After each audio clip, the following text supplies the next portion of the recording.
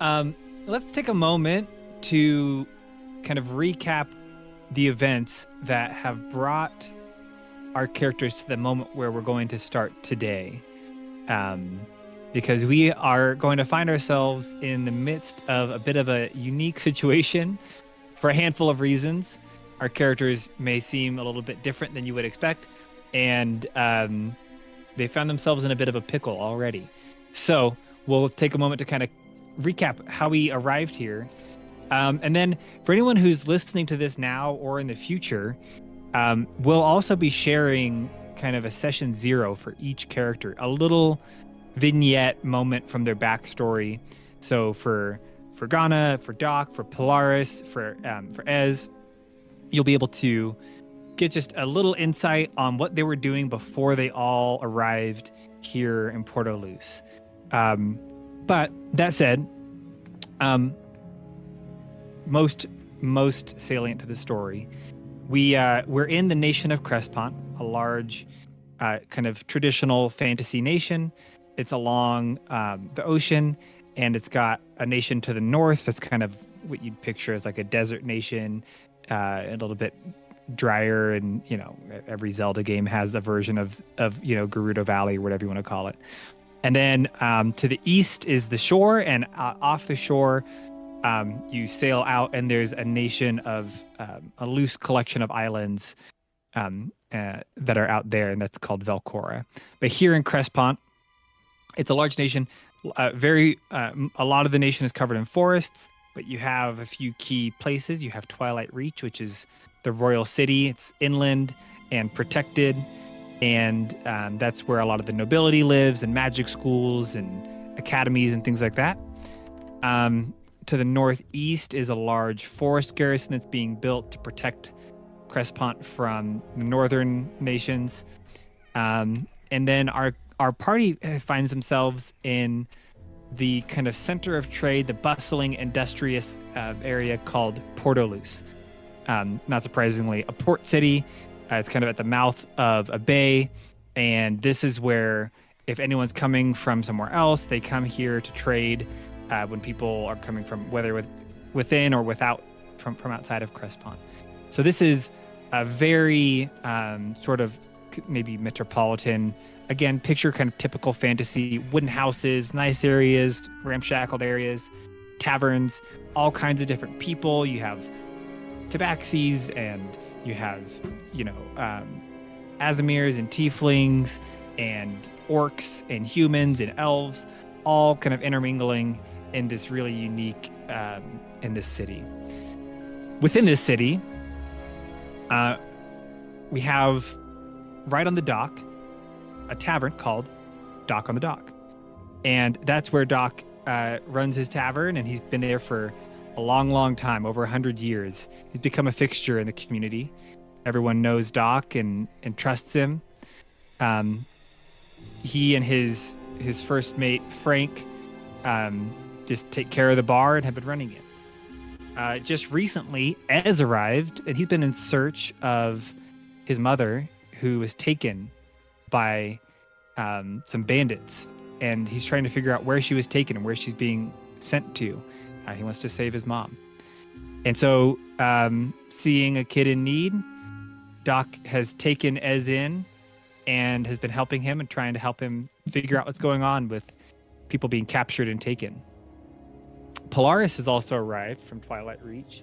She's here because she is following a lead that she found in her investigative efforts.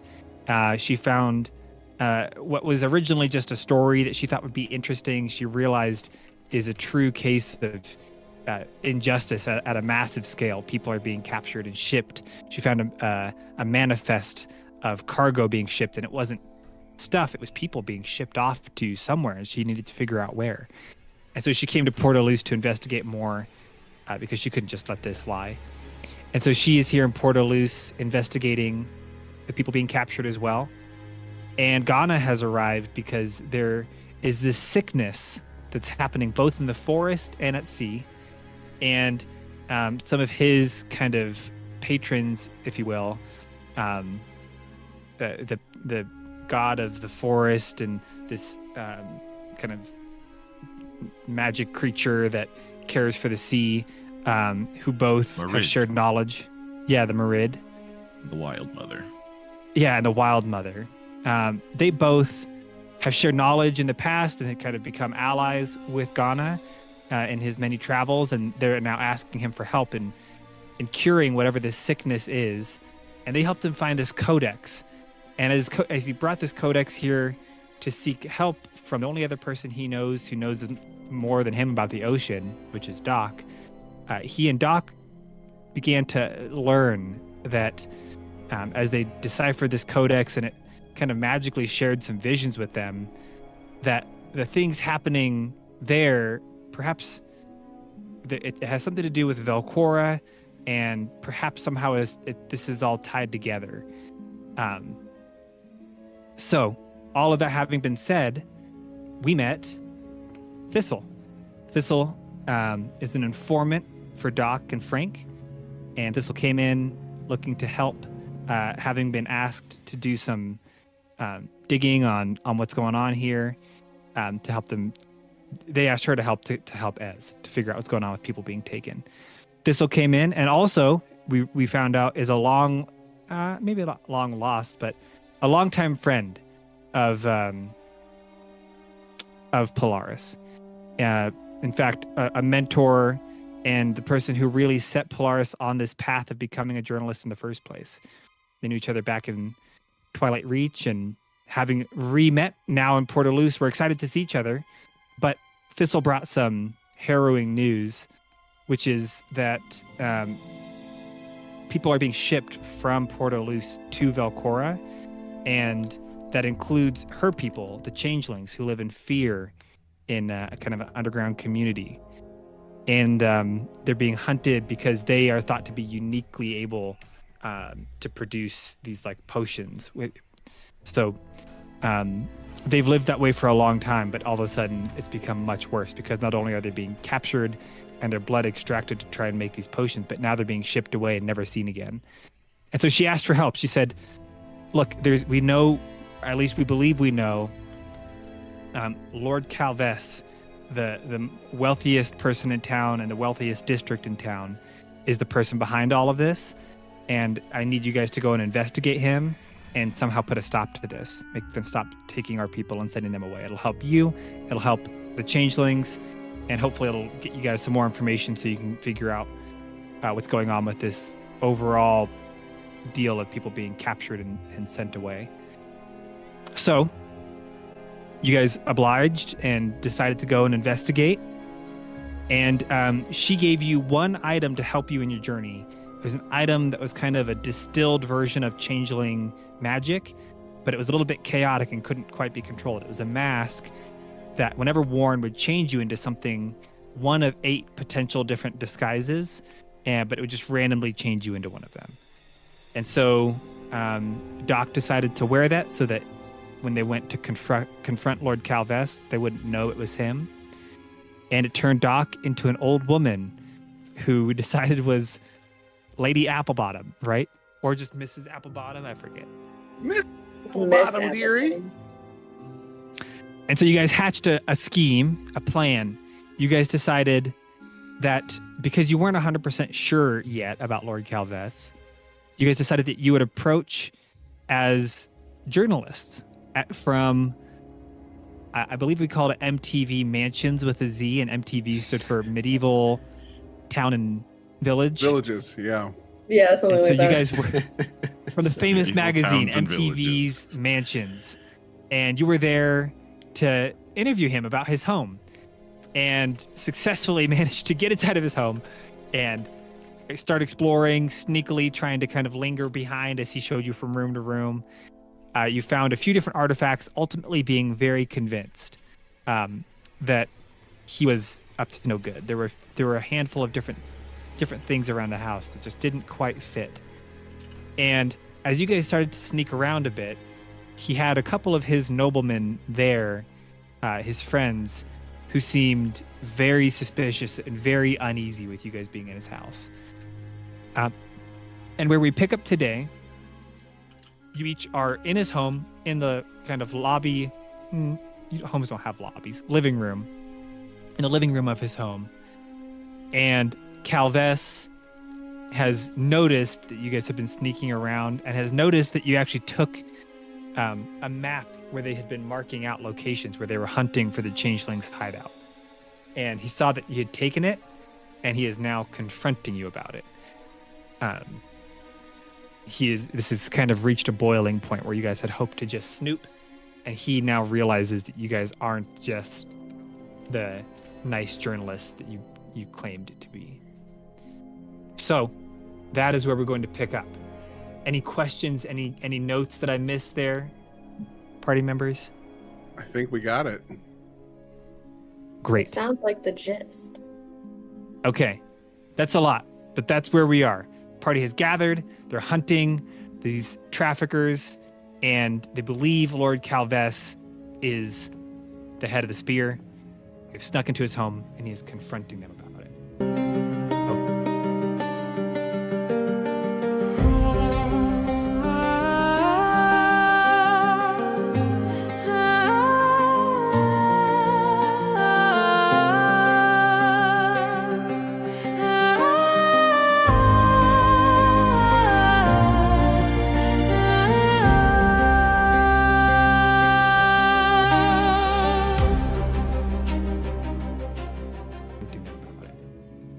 Okay, so here we are. We are in this moment. Calves is standing in the room and he sees you all. And for the sake of today, he has just come down the stairs having realized, and he's holding up the frame where there once was a map. And he says, it looks as though somebody here has been doing some digging and snooping around my home, more than just what I invited you into the house for. I don't take kindly to that. And as he says that, he begins to walk toward the room that he had previously been in, which is kind of this kitchen dining room. And it's where you guys had swiped an ornate wooden box. And so he starts to stride that direction. And he says, I invited you into my home out of the kindness of my heart, believing that you were being honest about your journalistic intentions. And now I just don't know what to think. Now I have to wonder if you guys are here for some more nefarious intent. And he walks in, kind of walking backwards, still looking at you guys, and starts to kind of reach for the table. And you see a look of surprise start to grow in his eyes as he realizes that the box that was on the table is gone. And he says, my box! Who, one of you... Okay. Assuredly, one of you has taken this box. Who has it? Who has this box? Am I still out of the ring? Yes. This was Okay. He came downstairs. This was just before you would have done that. So you could do that now if you wanted to, but he hasn't, attacked you guys or anything yet. He's just... No, I was just asking. I think Polaris is good because Polaris has it. It's in her bag. Mhm. I feel like she thinks like, all right, the jig is up. Like, I don't think we can talk our way out of this one. The box is clearly gone. The map was taken. There's no way. And so she just like, I'm just gonna be snarky with this jerk. And she's gonna pull out the box, just kind of be like, you mean this? Is this what you're looking for? And then just pop it back in her bag. Great. Okay. I want you, as you do that, to do a quick dexterity roll for us. Oh gosh. Okay. Where is that one? Oh, that's just a straight dex roll? Yeah, just a regular dex roll. Okay.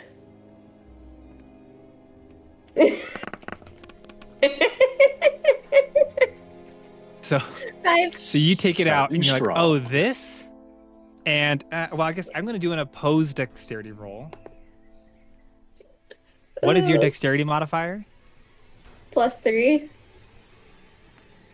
Or sorry, no, it's like the thing up top, or like sorry, it's a Yeah, +3. That's what I was looking for. Well, I'm just confused because it's different from like when you're just doing the saving throw modifier or the regular modifier. Your regular modifier. What do you add to? Oh, the regular modifier is +1, but my saving throw modifier is +3. Okay, but when you just rolled right now, it added 1, right? 3. Oh, yeah, that's what I'm looking for. Okay, so okay. It's just confused. There's 2 different numbers on D&D Yeah. Beyond. No, that's fine. So, behind you, they also rolled a 2, and they have a worse dexterity score than you. So they. Okay. We're all just One of the fumbling around noblemen- right now. The nobleman approaches from behind you and tries to swipe at it, and he just whiffs. And you feel it next to you as his hand blows air against your head. He's gonna hiss at him. Turn and hiss. Great. And Calves says, "Give that back. That is mine." And then, technically No. speaking, Ez was holding Bane until someone was aggressive towards us. So Bane Okay. would go off on all 3 of them. And they now need to make a... Let me check the save real quick. Charisma saving throw. Okay. And they have remind to me, what meet is- or what beat a happens if they- 14. Okay, if they fail, what happens? So if they fail, they take a -D4 to all saving throws and attack rolls. And let me just make sure it's not checked. Saving throws and attack rolls. Yeah. So saving throws and attack rolls. They And get it a just minus. lasts as long as you hold your concentration on it? Yeah. So my concentration up to 1 minute. So essentially, this would trigger combat if they would initiate this being as aggressive. But that's up to them, of course. So, but yeah, Bane would Okay. go off. They got to meet or beat a 14. Okay. Calves fails. The first nobleman succeeds, and the second nobleman succeeds. So this blast, as he starts to become angry with you guys, he gets blasted with this psychic energy and kind of stumbles back, and he's now afflicted with this bane. And he says, "How dare you in my home do anything like this?" And he reaches in his pocket and he says, "Well, one will have to do." And you see he takes 2 rings out, and he takes one of them and he looks to his nobleman across the room. That was the one that tried to swipe at the box behind you, Polaris. And he flicks it and flings it, and you hear the little ding as it spins across, and we go into bullet time for a moment. And just based on the positioning in the room, Ez and Polaris, you guys would both have an opportunity to try and either hit it out of the air or grab it out of the air to intercept this pass. Okay. Try. If you want to try. Okay. I would like to do that. What are we rolling for that? You have to roll dexterity. Okay. Please. Just a not flat dex 2. check. Okay. Mm-hmm.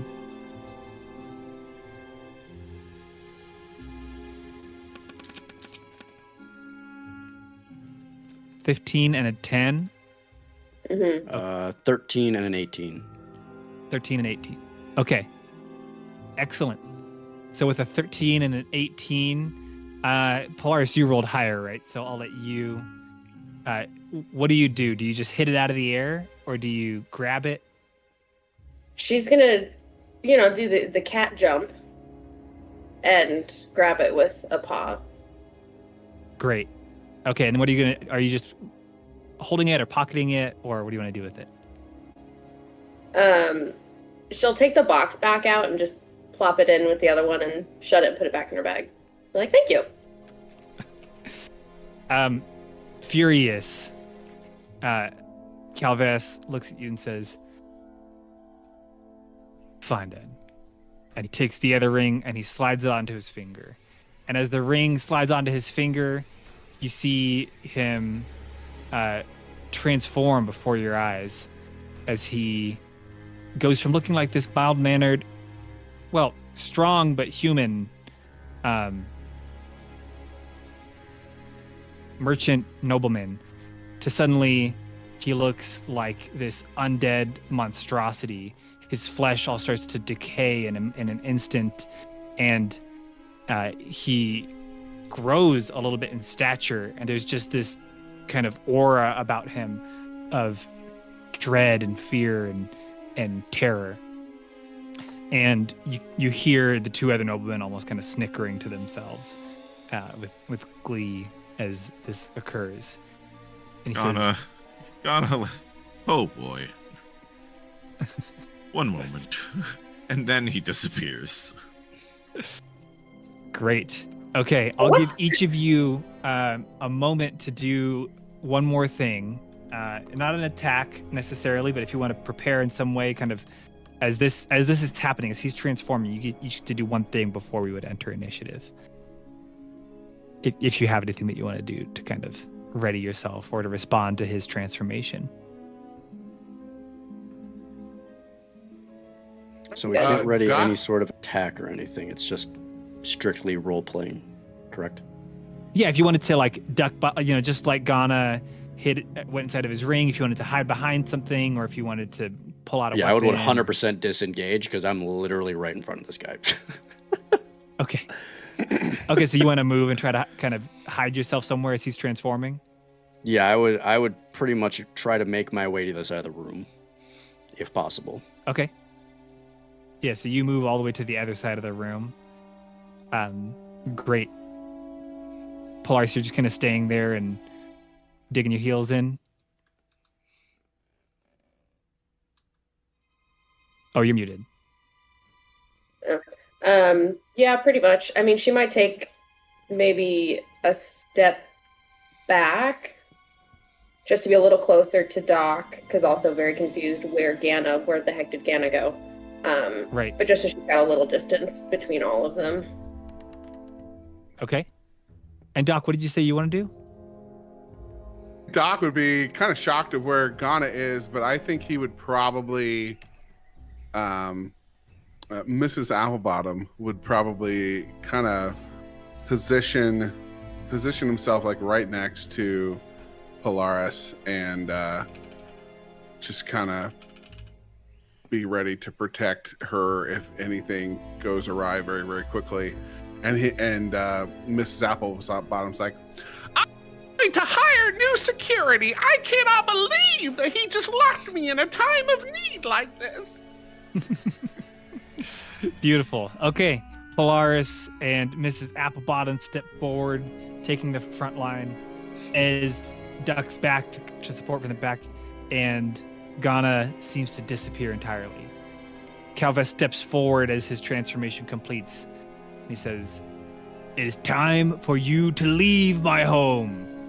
And as he says that, you guys will need to roll for initiative. So each of you can roll and let me know what you got. 12. Okay. Oh no, 7. Got a 7. 7. You got so Ez. close to that one. Oh my gosh. Doc and Ghana, what did you guys get? I got a 9. I got a 3. Yeah, it's not our day today, apparently. Oh 3. no. Narratively, I He's in the think ring.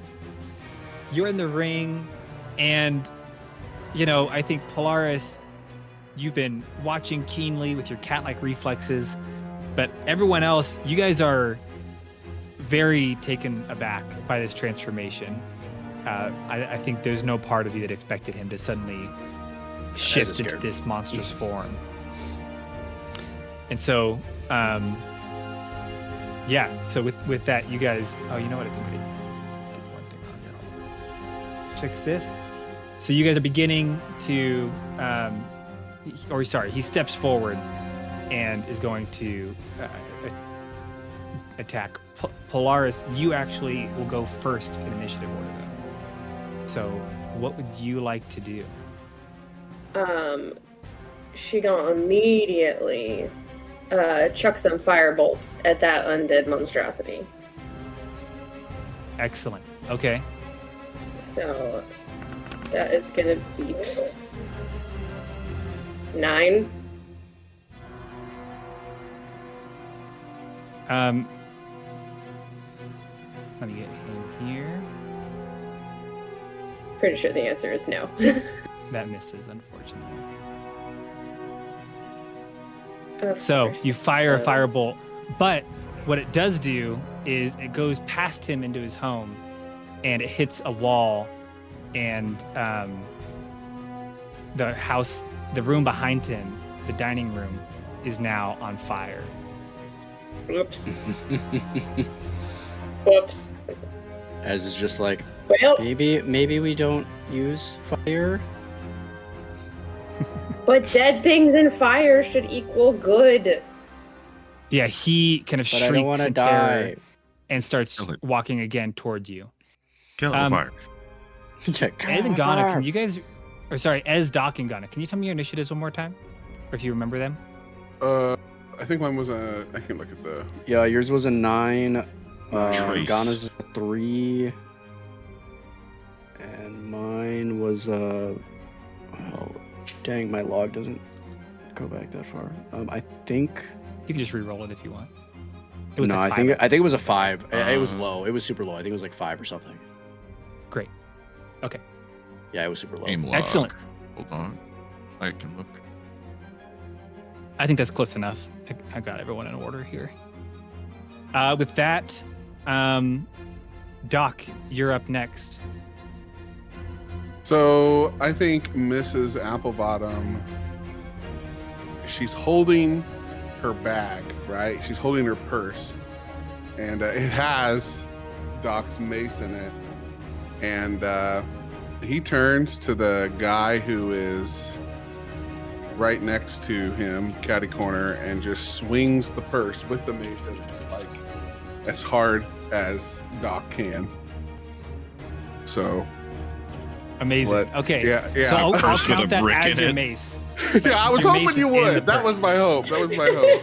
Yeah, so you're so- just swinging a purse with a mace in it. yeah, Creative Um, points. Honestly, Creative right, points. like for self-defense, more. I'll have to get my wife just put this mace in your purse wherever you go, and that way, if you ever need to protect yourself. yeah, and not the spray kind. All right, let me see if I. Yeah. She's like, oh no, I already have that in the purse. He's Oh like, no, man, that no, was a this critical one. fail right there. No. So you swing, and as you swing, Dang. this was kind of a Mace just makeshift goes purse that you put together for the purposes of this costume that you're in. And so as you swing, the strap of the purse snaps because it was not made to support the weight of a mace being thrown around. And so you swing it. You were swinging it at Calves, right? No, I was swinging it at the guy who is catty corner to Doc. Oh, great. Okay, so you swing Yeah. it at him, and it snaps, and the purse flies across the room and smashes into the suit of armor that was on the other side of him, and it falls to the ground. And so you will now have to either go and pick that back up or find another way to attack. Okay. Do you have anything you want to do with your bonus action or anything? No, he. Oh, Gerard! Okay, Ez, you're up.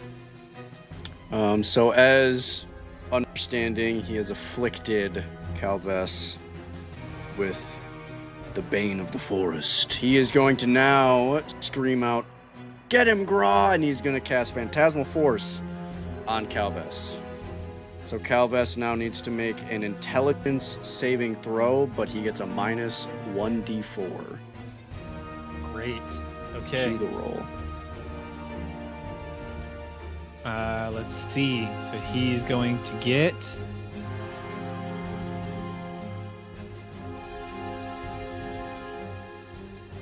What does he need to beat? He needs to meet or beat a 14. Okay, he fails. And Not the then sharpest. Bane drops once Phantasmal Force takes effect, because they're both concentration. Okay, and what does Phantasmal Force do to him? So Phantasmal Force, he now sees Graw standing in front of him, wait, how tall? I think it's 10 feet or Big. something like that. And he's 10 Towering, feet kind tall. of filling the room.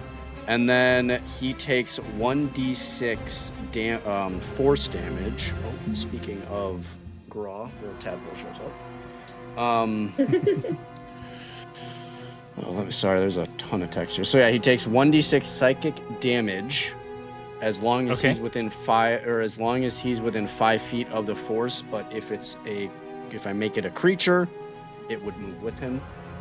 And then so you're gonna every have Grob turn he here, takes like, 1d6 psychic next to him? damage, but he can try to figure out if he deems it not real. He can try to figure out if it is real or not, and he can repeat the save every turn. Great. So Gra appears kind of right next to him. And does anyone else see it, or is this all happening? This is all in his head. Okay, so he sees this massive purple phantasmal bear rear up right next to him. And as he looks at it, it's filling up the whole room. It's like, this is how I imagine in like Lord of the Rings when Gandalf is like chastising Bilbo, and all of a sudden it's like he's like filling up the whole room, and the room just becomes dark and all the lights go dim for a moment.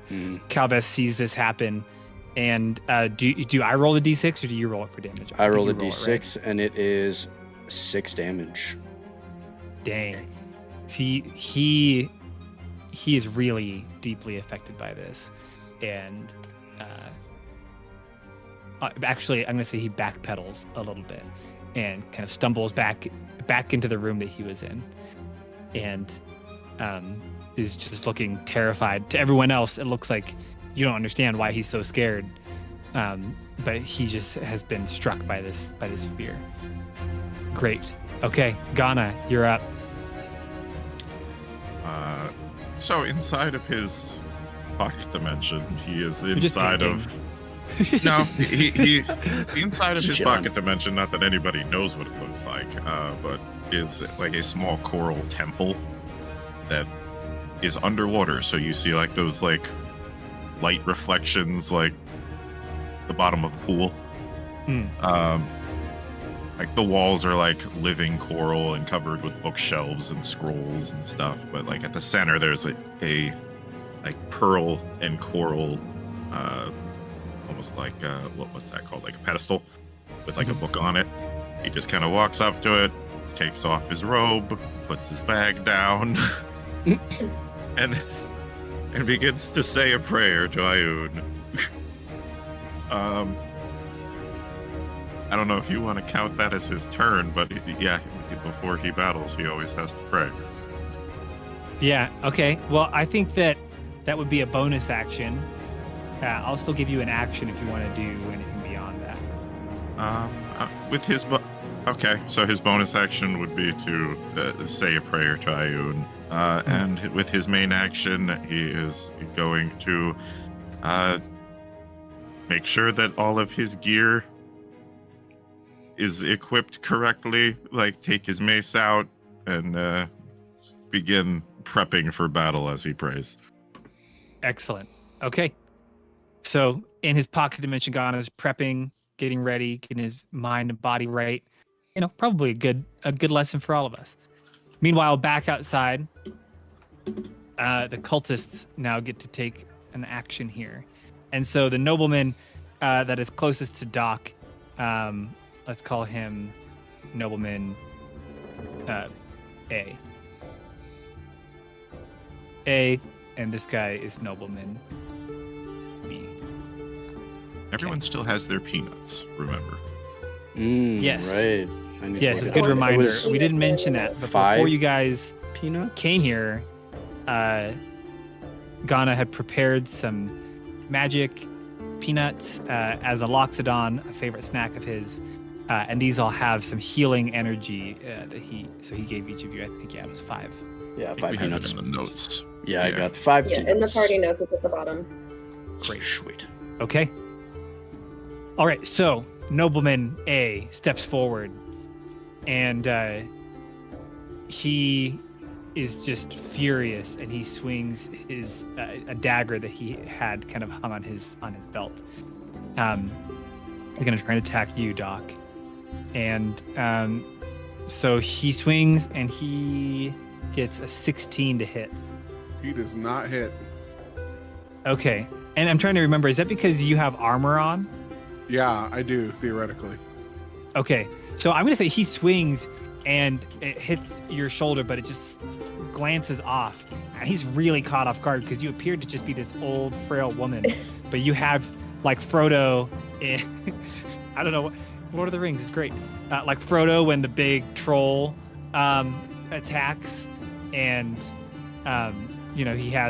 he survives anyway because he's got the mithril armor underneath or whatever. He swings at you and his spear, his dagger just bounces off your shoulder, and he's completely confused about it and caught off guard.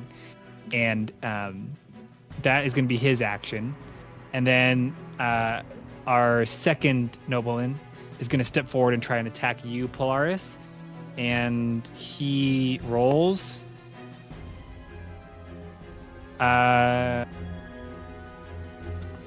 19 to hit. Yep. Ooh. Okay. He's going to hit you with... Oh, dang. He's going to hit you for 7 damage. Okay. So he swings his dagger and catches you just on your arm and cuts a pretty heavy cut on your arm. And it hurts pretty bad. He will hiss at him. Then from the other room, you hear where the cook was that you had seen. And the cook comes running out and is behind Calves and says, "My lord, how can I help?" And he says, "Get them!" And he looks and he sees all of you, and he is going to scoop up some of his hot chili that he has. And he's going to fling it across the room, and he's going to try and hit you, Doc, with this boiling hot chili that he was cooking. This thick chili that he's got. It's like, Chef, that chili attack.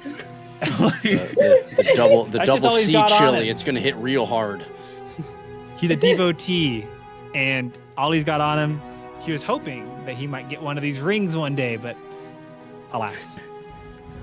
He rolls a 20, a natural 20, to hit you, Doc. Right in the eyes. With chili. He definitely Chili. hits. He definitely hits. That one jalapeno just gets you right in the eye. Yeah, this is a spicy chili. He's gonna hit you for 6 damage, Doc. Okay. That's a pretty hard hitting chili. Yeah, it really is.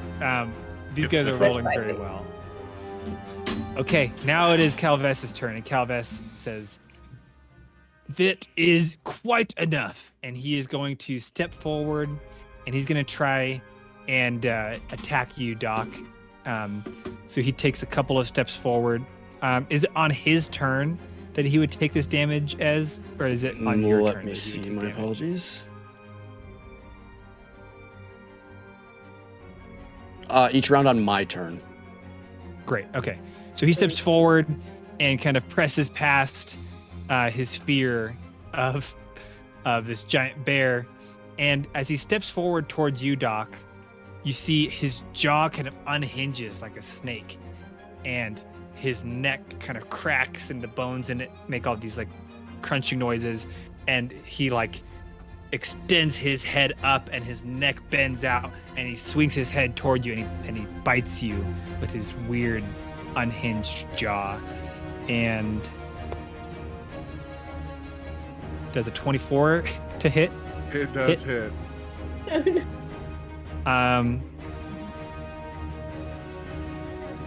Okay, that's gonna be another 6 damage to you, Doc.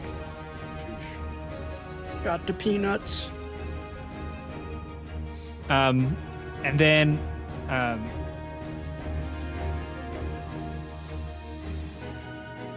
yeah, that'll be his whole turn. So he swings and bites at you. He manages to get through your armor, and just like latches his. You know what? Instead of getting through your armor, he just latches his gross jaw onto the top of your head and is biting your head. And then as he lets go, you've now got these cuts on all over your head. Okay, Polaris, we're back to you. Okay. She is horrified by what she just saw. A little disturbed, probably gonna have a nightmare. So she is gonna cast Magic Missile. She's like, I refuse to miss this time. If this is Call of Cthulhu, and- you guys would have to roll for sanity. She is gonna aim for that disturbing little face that just weirded out, and throw 3 magic missiles at him. Okay. Yeah, those just hit, right? So you get to do three hits. Yes. So that's gonna be 1, 2, and 3. So 4, 5, 6. Oh gosh, come on, let me throw it again.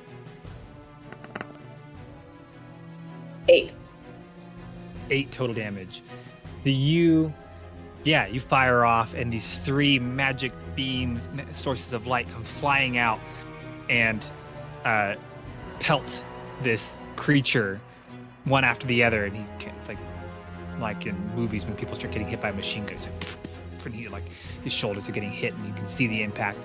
And he takes 8 damage. I'm gonna say her magic missiles look like cat claws. Oh, great! Like a Pokemon when you do slash and it just like shows. Like the she slash goes on up, of them. and she'll like lift a paw and go like that to show her claws, and then out the 3 launch from her. Oh, it looks like you're launching them like a hedgehog. Like basically launching like she goes like vines. that. Yeah. Amazing. Okay. Great. So you do that, and 3 of your these like magic claws launch out of your hand and hit him. Doc, you're up. Okay, so quick question. I can eat 1 peanut as a bonus action, right? Yeah. All right. Doc is going to cast Shield of Faith so that he is got a little bit higher of an armor class. And then he is also going to eat one of the peanuts.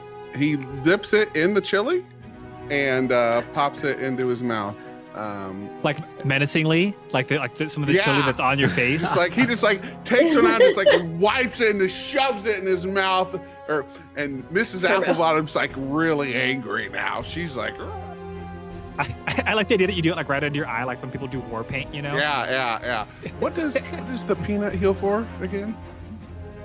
It heals for, I believe, 4 each. Okay, excellent. So he can eat 1 as a bonus action. And all right, and that is man, I'm tempted. I got 3 people next to me, so Doc doesn't move. Okay. So yeah, that's it. So you still have an action if you want to swing at someone. Oh, can I do that too and a spell? Sorry. No. If that was your spell, I didn't realize the spell was. Yeah, was Shield an of Faith action. was Great. my spell. So yeah. Excellent. Okay, great. So yeah, you that's kind end of of my armor turn. up. Visually, does that do anything? I'm gonna say you like start to shimmer, like someone who is looking closely, would recognize that there's like a shimmer of an extra layer of armor now protecting you. It kind of looks like water shimmering. Yeah, great. Yeah. Ooh, like that. Yeah. Okay. So Ez, you're up. All right. So first things first, Graw's gonna kind of turn to him and slash right at his back for another 1d6 damage. I think you said that he could try to break the illusion, right? Yeah, so if he believes that this illusion is fake, or if he is like, I'm not sure about this, he can make the choice to try and investigate it. That does take his action to investigate it, but he would be able to try and discern if it is fake or if it is real. Okay, on his turn. Yeah, and he takes another 6 Great. psychic damage. Or, Okay, so then I is can it move on psychic? to Hold his up. next turn. What was it again? Well, yeah, you have to use your action to try to discern whether it's real or not. Got So it. psychic Okay. damage, another 6 psychic damage. And then Ez is going to, as he's kind of in the corner, he's kind of fumbling with his bow. He's trying to knock the arrow, but he's just mutters, I gotta be brave, I gotta be brave, I gotta be brave, I gotta be brave. He knocks the arrow and lets go, and he's going to launch an arrow at Calves.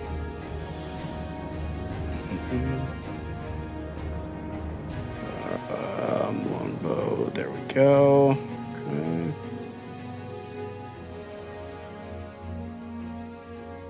Man, my D&D Beyond is lagging a little bit today. There it is. Ooh, that is not gonna hit. That's a 9. Oof. Yeah, and so you fire your arrow, and it whizzes right past his head. But it does catch his attention, and he looks at you, and he's looking pretty beat up and pretty angry. And you see him just glaring in your direction now, as when he was kind of ignoring you before. Ghana, you're back up. Okay. With his bonus action, he pops out of the ring. We'll say like right here or here. Great. Okay. And you just kind of appear in that space. So all of a sudden, everyone else just sees I almost Ghana. like phase in reappear. behind Doc. So that's his bonus action, and then as he appears, he's just going to kind of call out to everyone. He goes, "Surely we can solve this without violence."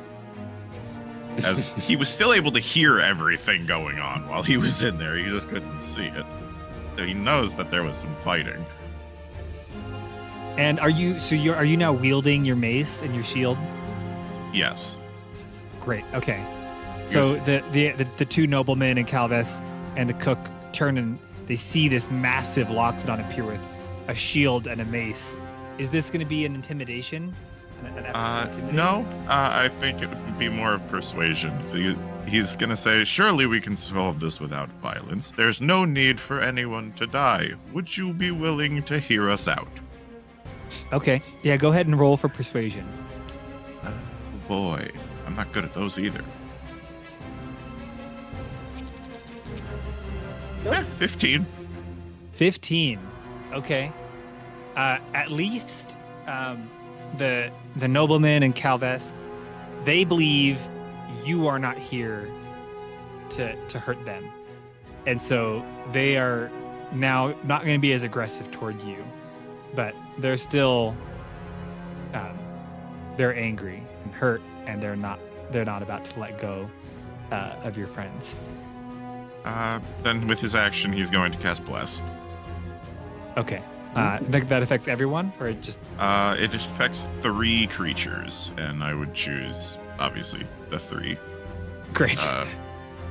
Oh yes, Choose bless Polaris, the Ez, undead. and one. And I bless the enemy. yeah, man, it would be the Christian thing to do. Bless, It's bless the it's what cook. Jesus teaches. I bless the undead. They die. Right. Yeah. Right. Amazing. Oh, that'd be funny. Yeah, what is it? By being kind to them, you'll heap hot coals on their head. Kill them with kindness, Where they is say. Blessed. I'm sure it's something Here it Applebottom is. would say. Bless. The pacifists violence. What? Just reiterate what blessing does. Bless, anytime they make a saving throw or an attack roll, they get an extra d4 that they can add to it. Great. So they have an extra D4. Calves is minus a D4. No, that Definitely ended. stacking. No, Oh, That that ended when he did Phantasmal. Great. Okay. Yeah. Okay. And that ends your turn. Yeah, that would. He's not going to attack or do anything. He wants to see if they'll entertain talking this out. Okay. So then Nobleman A, seeing that Ez is doing some damage to his leader, he is going to look at this weaponless old woman and think that she's probably not too much of a threat. He's going to walk away, which means you get an attack of opportunity. Oh, Doc? absolutely taking that. Okay. What do I do for that? Is it just an attack roll? Yeah, you can do an attack roll. This is going to have to be an unarmed, unless Yeah, you have yeah. some kind of other makeshift weapon that you want to make or grab. So, no, I'll just go ahead and do the attack roll. 18. And then I got my 4 too, right? So, Yeah, you hit though. okay. So, yeah, I got 22. Okay, so you just have to do an unarmed attack on it. So let me roll that.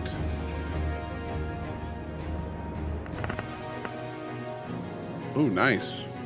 Mrs. Your Applebottom. unarmed strike is a D20. I just pressed the button. The And damage all next attack to. rolls. There's no shot you do D20. Oh, he rolled D20 for the damage. Yeah, so right next to No, unarmed strike your damage is is next to it. There's a one. box. It's a 1 minimum or whatever your strength modifier is. Yeah, one. Yeah, what's your strength modifier? +3. Okay, so you do 3 So damage. do 3 damage. Oh. That Okay. makes much more sense. All right. I understand now. So Mrs. Yeah. Applebottom, when he's running away, she just like goes "Ah!" and smacks him in the back of the thigh as he runs away. And he is very caught off guard because the amount of strength and force with which you hit him is just does not make sense for a woman of that stature and build, and so he is very confused, but continues. And so as he runs away confused and maybe limping a little bit, he runs toward you and he is going to take a swing at you with his dagger, and that's going to be a 21, a dirty 21 to hit. Yep, that will hit me. Okay. He does 4 damage. Okay, and then make a con save for concentration.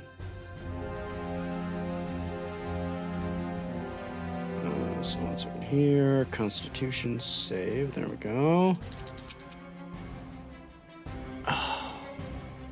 Fail. And I lose concentration. I got to beat a 10.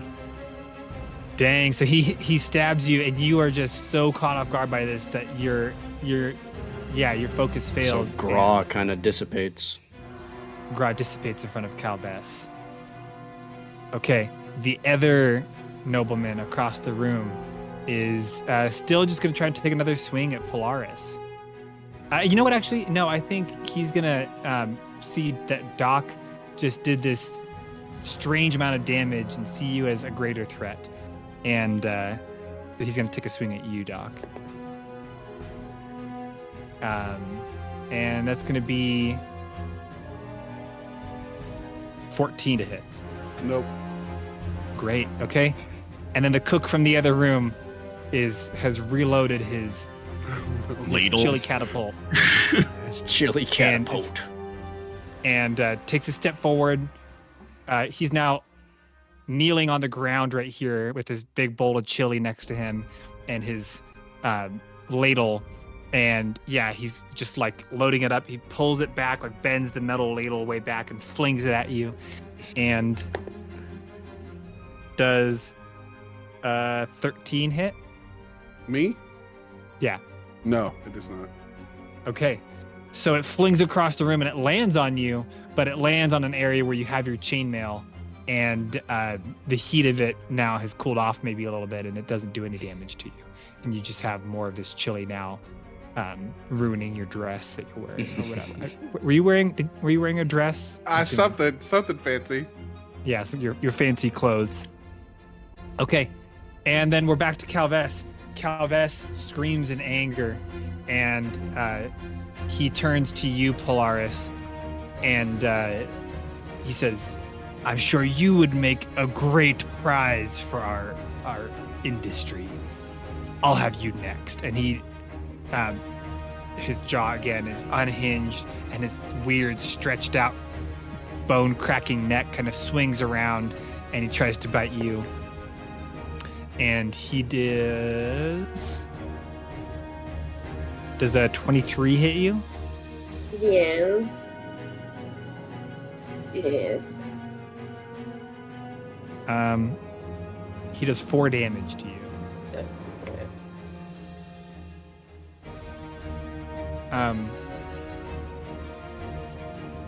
Okay. And then because he's not affected by the fear anymore, in the Gra is looming over him. I'm gonna have him also now do his arms, he brings his hands up, and the nails on each of his hands kind of grow out in these like thick calloused nails, and his bones again, and his shoulders and stuff kind of start to crack and break, and his arms kind of stretch out, and he swings and he claws at you. And he gets 19 to hit. Does it hit? Polaris still? Mm-hmm. Yeah, 19 hits. Okay, so then you're gonna take 5 more damage. So he bites and claws at you, and you're looking pretty bad. And he says, "This one I will keep. I will take her for our. Well, it's none of your business." And we're back to you, Polaris. It's your turn. Eating the peanuts, is that a bonus action or an action, DM? Bonus action. Thank you. Okay. So, does sneak attack take a bonus action, or it's just a thing? It's just a thing I can do. If you have advantage, you get sneak attack. It Or also if says an if ally the other is within enemy is 5 within feet. 5 feet. Yeah. Which it is. Okay, so it doesn't take like a bonus action, it's just a thing I can do. Yeah, just how your Okay. action will work. Yep. Okay. Am I only allowed to eat 1 peanut per bonus action, or can I dictate how many I eat? I believe so, right, Ghana? It's only 1 peanut. You can't just like fist Shove 'em all 7 in your peanuts in your I mouth. can't just Go, take the whole "Ah." bottle of ibuprofen. That's how I. Well, You say ibuprofen. I was thinking Cheez-Its. That's how. Jesus. I literally refer to ibuprofen as candy, so. That's fair. All right, so then she's gonna eat a peanut. We What do I laugh so roll we for don't the cry. peanut? Right. So we don't cry. Okay, so you heal for it was 4, I think. Yes. 4 HP. 4 HP? Okay. It's better than nothing. Okay. And then for her action, she will attack with her short bow at Calves. Okay. I think that's because he's so close to you, you have to do that at disadvantage, right? Or with ranged you. weapon. If it's a ranged attack, it's at Oh disadvantage. yeah. Okay. Let me roll it a second time. Yeah, I didn't hit. Okay. So you like lean back a little bit and you try to fire your bow at him, and Not gonna go through. it's just really hard to fire a bow at such close range. But you feel a little bit better. Did you add, by the way, you had bless, so did you add your D4? No, I didn't. Let me do that. I don't think the D4 is going to help a 5 on the attack roll. Yeah, because I got a 1. Oh, no. Okay. So I'm assuming since I didn't make a hit, I can't do sneak attack. So Yeah, right. Yeah, you have to hit it first. okay. Okay. Okay. I guess that's all I You got. tried. I did. Doc, you're up. Okay. If I disengage from these dudes, would both of them get an attack of opportunity against me, or just Calves? Because I'm going to try to go get that mace, maybe. I'm gonna say technically normally because they're both adjacent to you, but I'm gonna say just I'm gonna say Calves still has his gross jaw hinged onto Polaris and he's distracted. So I'm gonna say just the nobleman is gonna be paying attention and will take an attack of opportunity in this case. All right. Well, then we're going to go ahead and do that. And Doc is going to... She's going to run over and try to get that mace out of the bag that broke by the knight over here. Okay, he rolled 12, so that does not hit. So he No. tries to swing at you, but you are too quick and you take off to grab that mace. So I can still go, right? Correct? That only used like half your movement speed.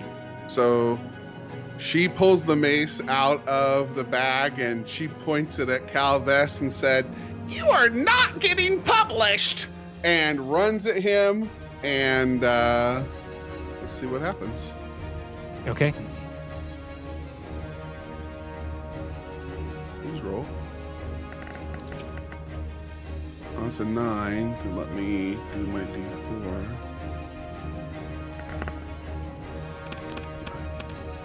13 total. 13. I'll double check. Remind me, does meat beat? Pizza. Great. Yeah, so you do hit. Awesome. So she swings that right at the spot where, like his jaw's unhinged with that thin point. Oh yeah, like the weird, like yeah. at the base of his neck, basically. Yeah. Okay. And great. There's a 1. Plus One 3, damage. so 4. Plus 3 is 4. Plus 3. Okay, so you do 4 damage. Yeah. And then also eats another peanut. Okay. Do it. I'll give that to you. I won't make the picking up the weapon count as a bonus action. I'll let you still have that peanut. Okay. Ez, your turn. So as seeing Calves kind of, doing Calves things, he's just gonna he's kind of like putting his hands on his head. And he's kind of like shaking and shaking, and he just yells "stop!" And he, Calves needs to make a wisdom. No, wait, hold up, not a wisdom save. He needs to make a wisdom saving throw, and he's got to meet or beat a 14. Okay. You're using command. I'm not. I'm using dissonant whispers. Oh, gotcha. Okay. This is wisdom? Yes, wisdom save. Okay, he fails. So as this energy just hits him, just in his mind, Graw appears in front of him, smacks him, and when Graw smacks him, he just hears thousands of whispers of different voices in his head. And he is going to take 16 psychic damage. Holy crap. That's a lot of damage. Enough slices. So yeah, you just shout. What does everyone else experience as this happens? Does anyone else hear or see anything other than you shouting stop? Let me see if it has some sort of just from a flavor perspective. well, no, actually they would hear the thousands of whispers. That would be, so everyone would hear that. They wouldn't see anything, but they would hear it.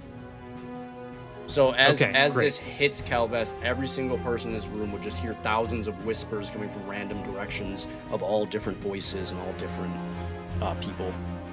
But you'd see Calves just like writhe in pain. Yeah, so Calves stumbles backwards and he's just holding his head, obviously releases Polaris, and he's stumbling and freaking out. And as he stumbles backwards, he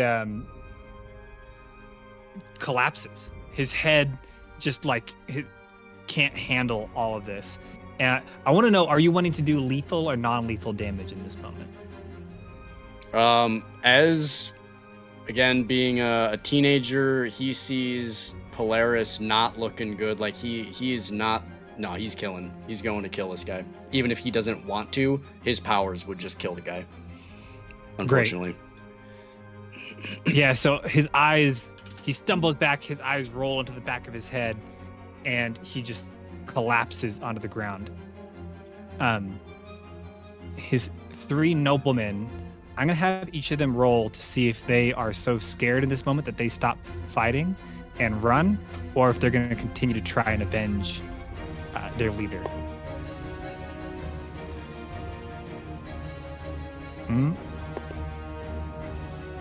Only 1 succeeds. So I'm going to say the 2 noblemen run out of the house in just complete terror as they see this happen. But the cook rises up and steps forward. And he's holding this chili and he says, nobody does this to my lord.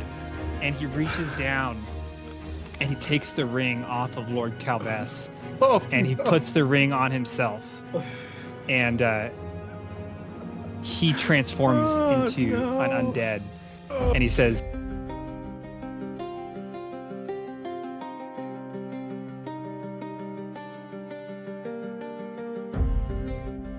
Hey guys, my name is Mark and I'm the lead pastor at Lux Digital Church. I hope you're enjoying the D&D campaign, the show today. I hope you're having a great time hanging out with the entire crew.